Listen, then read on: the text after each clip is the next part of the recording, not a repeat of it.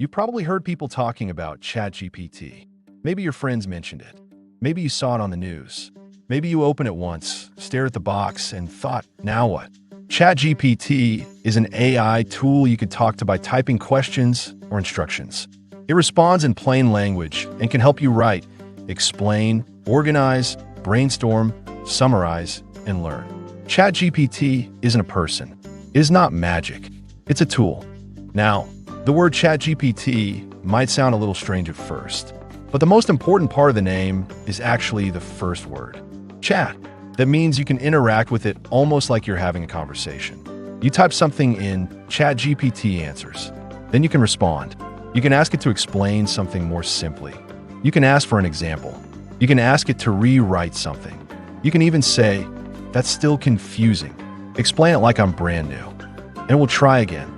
That's one of the things that makes ChatGPT so useful for beginners.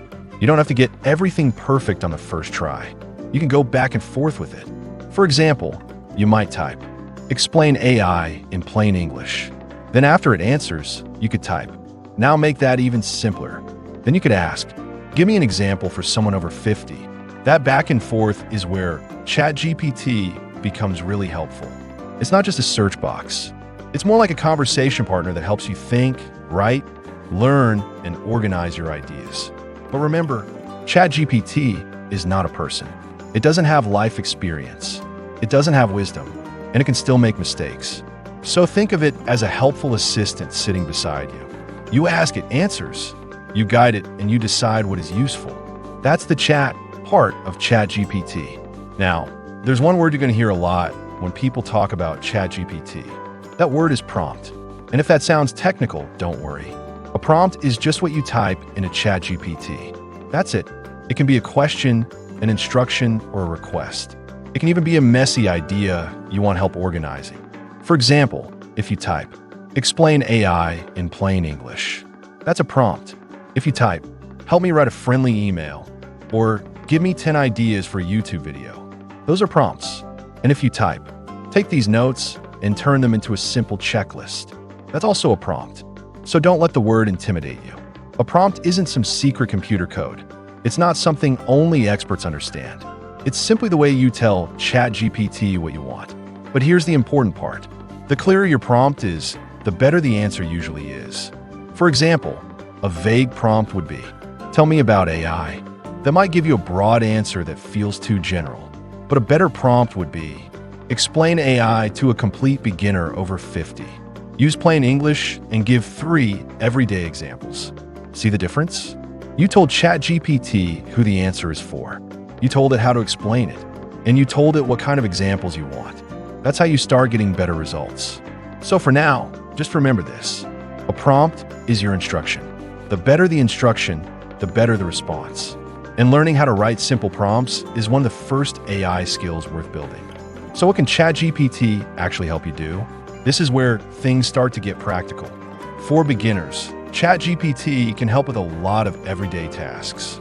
It can help you write an email when you know what you want to say, but you can't quite find the right words. It can help explain a confusing topic in plain English. It can summarize a long article, document, or web page so you can understand the main points faster. It can help you brainstorm ideas for a video, a blog post, a newsletter, a hobby project, or even a small business idea. It can turn scattered notes into a simple checklist. It can help you organize your thoughts when everything feels messy or help you create a first draft of something. And that phrase is important. A first draft. ChatGPT is very useful for getting you started, but it does not mean the first answer is always perfect. You may need to edit it. You may need to ask it to make the answer simpler. You may need to add your own experience, your own judgment, and your own voice. But that is still incredibly helpful. Because for many people, the hardest part is not finishing. The hardest part is starting. ChatGPT can give you a starting point. And once you have a starting point, it becomes much easier to move forward. So think of ChatGPT as a helper for writing, learning, planning, organizing, and creating. Not magic, not automatic success. Just a useful tool that can help you get unstuck. Now, before we go any further, let's talk about something very important. ChatGPT can be helpful, but it's not perfect. And I don't want this channel to be one of those places that pretends AI can do everything. Because it can't. ChatGPT can make mistakes. It can give answers that sound confident, even when they're wrong. It can misunderstand what you meant. It can give information that is too general, and sometimes it can even make things up. And depending on what you're asking, it may not always have the most current information. That does not mean ChatGPT is useless. It just means you should use it wisely. Think of it like a helpful assistant. It can help you write a first draft, organize your thoughts, explain something, and even give you ideas. But you still need to check important information and use common sense. And most importantly, you still need to make the final decision. That's especially true with anything important like money, health, legal issues, taxes, or major life decisions. ChatGPT can help you understand which questions to ask. It can help you organize your thoughts and prepare. But it shouldn't replace a qualified professional when something really matters. So here's a simple rule. Use ChatGPT as a helper, not as the final authority. Let it give you a starting point. Then check it, edit it, question it, and use your own judgment. That's how you get the benefits of AI without getting misled by it. Now, let's make this practical, because the best way to understand ChatGPT isn't to study it forever. It's to try one simple conversation. So here's your first beginner exercise. Open ChatGPT and type this. Explain ChatGPT to me like I'm a complete beginner over 50. Give me 3 practical ways I can use it this week. That's it. That one prompt does a few important things. First, it tells ChatGPT who the answer is for. A complete beginner over 50. Second, it tells ChatGPT how to explain it, simply and practically. And third, it asks for something useful. 3 ways you can use it this week. That's much better than just typing. What is ChatGPT? Because you're giving it context. And context helps ChatGPT give you a better answer. After it responds, you can keep the conversation going. You could ask, make that even simpler. Or, give me an example using email. Or, show me how I could use this for organizing my week. That's the key. You don't have to get the perfect answer the first time. You can ask follow-up questions. You can ask it to explain things differently. You can tell it what confused you. You can even say, I don't understand that. Try again in plain English.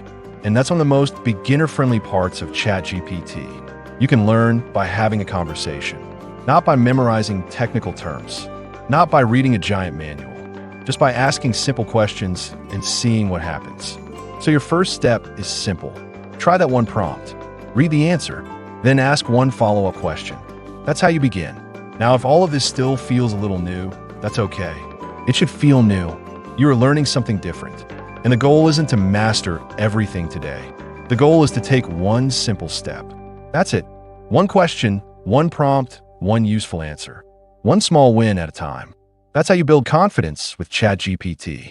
You don't need to understand all the technical details or how the system works behind the scenes. You don't need to memorize a bunch of AI terms. And you definitely don't need to compare yourself to people who have been using these tools for years. Start where you are, ask simple questions, and try simple prompts. See what works. And when something doesn't make sense, just ask ChatGPT to explain it again in plain English. That's one of the best things about this tool. You can slow it down, ask follow-up questions, and even tell it what confused you. You can ask for examples. And maybe best of all, you can learn at your own pace. That is especially important if you're over 50 and you feel like technology keeps changing faster than you can keep up. You're not behind and definitely not too late. And you're not supposed to know everything already. You're simply learning a new skill. And like any new skill, it gets easier with practice. So don't make this complicated. Open ChatGPT, ask one simple question, read the answer, then ask one follow-up. That's enough for today. Small steps, plain English, practical examples. That's how we learn AI after 50. In the next video, we'll go even more practical. I'll show you 5 simple ChatGPT prompts beginners can use right away. Prompts for everyday life, writing emails, organizing your thoughts, learning new topics, and getting unstuck. So if that sounds helpful, subscribe to AI Skills After 50 and follow along. You're not too old and you're not too late. Congratulations! You're building a new skill, and we're just getting started.